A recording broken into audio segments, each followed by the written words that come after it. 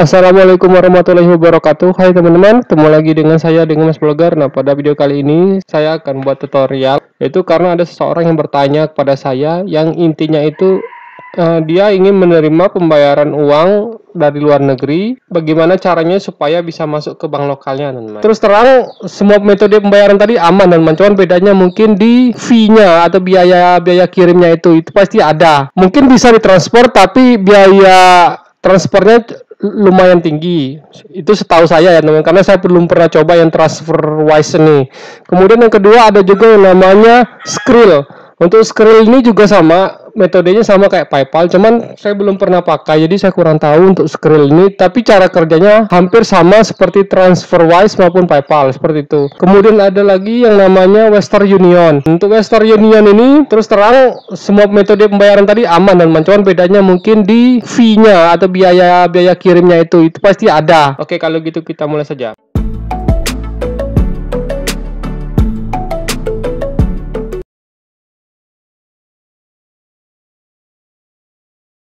Beberapa desainnya yang menurut saya ini sangat pas jika teman-teman lagi mencari kaos yang simple kemudian pas dengan identitas teman-teman. Contohnya seperti ini, take everyday as a chance to become better Muslim, atau mati bawa bekal apa. Sebelumnya, jika teman-teman masih baru dan baru pertama kali berkunjung ke channel saya, yaitu channel Mas Blogger, silahkan subscribe dulu dan aktifkan loncengnya, jadi teman-teman tidak ketinggalan jika ada video terbaru dari Mas Blogger. Nah, pada video kali ini saya akan berusaha menjawab pertanyaan, karena ada seseorang yang bertanya ke channel saya, teman. Pertanyaannya yaitu, Bang, kakak saya kirim uang dari luar negeri dan pihak bank luarnya sudah dikreditkan ke akun saya, namun belum terpindah ke bank lokal BRI saya. Itu cara pemindahan ke bank lokal saya harus nulis nominal jumlahnya masih dalam dolar, apa sudah IDR? Mohon bantuannya. Nah, dari pertanyaan ini saya simpulkan bahwa kakaknya ini, ya, seseorang ini mengirimkan uang dari luar negeri ya teman-teman, mungkin dari Eropa ataupun dari Amerika ataupun dari negara lainnya, itu dari luar negeri ke bank lokal BRI-nya teman-teman. Nah, jadi saya akan coba bantu menjawab dari Mas D Nyoba Trading ini. Nah, setahu saya memang ada banyak metode pembayaran yang bisa digunakan untuk menerima pembayaran dari luar negeri ke bank lokal kita teman.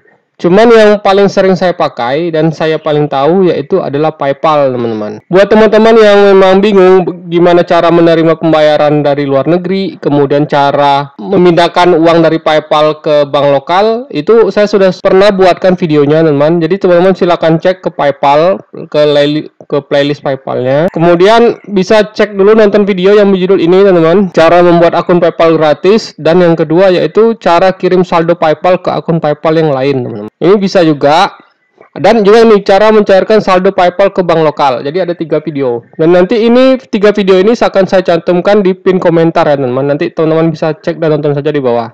Nah, kembali lagi kepada pertanyaannya ini, kalau misalnya teman-teman itu menerima pembayaran langsung, misalnya dari rekening bank luar langsung dikirim ke bank lokal kita, itu tidak akan bisa teman-teman. Karena apa? Pertama itu kursnya beda teman-teman, kursnya beda. Jadi kita nggak bisa menerima secara langsung seperti itu. Jadi dia bakal gagal, karena dulu pernah saya coba kayak gitu. Jadi kalau misalnya dari bank luar langsung kirim masuk ke bank lokal kita, setahu saya itu nggak bisa teman-teman. Kenapa demikian?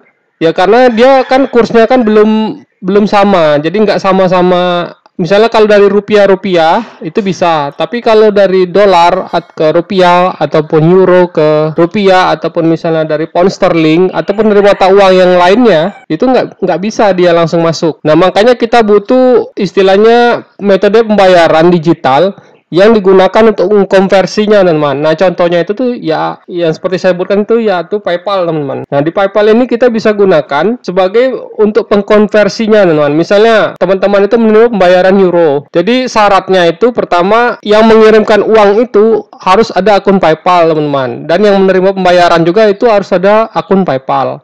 Nah, nanti saldo PayPal yang ada di misalnya si A ini yang dari luar negeri, misalnya dia dari Jerman atau dia dari Amerika Serikat, nanti bisa ngirimkan ke saldo PayPal punya kita, teman-teman. Nah, jadi ngirimkannya itu antar saldo dulu dari saldo PayPal milik si A masuk ke saldo kita, teman-teman.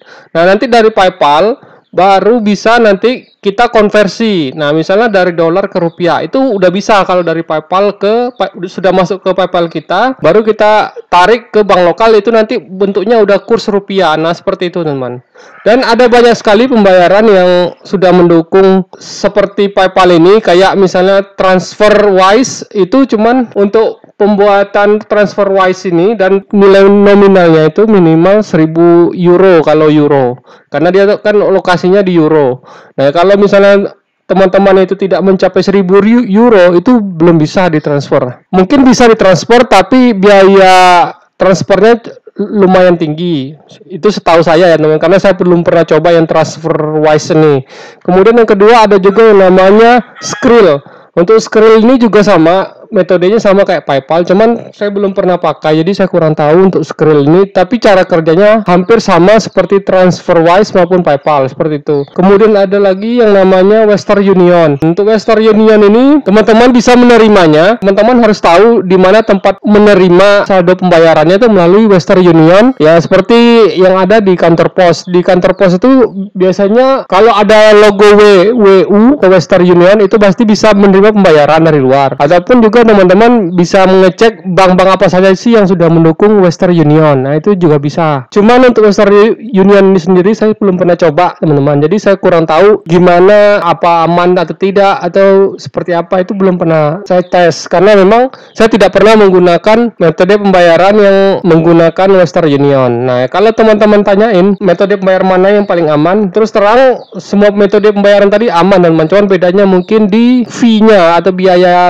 kirimnya itu pasti ada. Cuman karena saya memang paling sering menggunakan PayPal, jadi saya paling merekomendasikan PayPal, teman. Karena selama ini saya lancar saja menerima pembayaran, misalnya dari luar ke PayPal saya, dari PayPal saya baru saya tarik ke bank lokal. Nah, seperti itu cara kerjanya, teman. Jadi kalau caranya kayak gini, misalnya dari rekening bank luar langsung dikirim masuk ke bank lokal kita, itu nggak akan bisa, teman. Jadi teman-teman tuh harus melewati gateway dulu. Gateway itu ya kayak yang di tengah-tengah. Kalau saya sih gateway-nya itu di PayPal, teman-teman. Nah, seperti itu. Jadi dia bisa langsung konversi, nanti masuk ke bank saya itu sudah bentuk rupiah. Jadi kalau dia masih euro, kemudian dikirim ke bank lokal kita rupiah, itu setahu saya nggak bisa kayak gitu. Jadi harus melalui gateway dulu, jadi biar kursnya itu sama dan bisa masuk. Menurut saya ini saja dulu yang bisa saya berikan. Nanti kalau misalnya ada yang belum jelas, nanti teman-teman bisa berkomentar di kolom bawah ya, teman. Kalau misalnya teman-teman ada misalnya lebih tahu daripada saya, nanti teman-teman bisa juga mengkoreksi atau merevisi apa yang saya bilang atau yang saya bagikan ini, atau ingin menambahkan juga nanti tambahkan aja di kolom komentar ya, teman. Oke, kalau gitu sampai ketemu di tutorial berikutnya.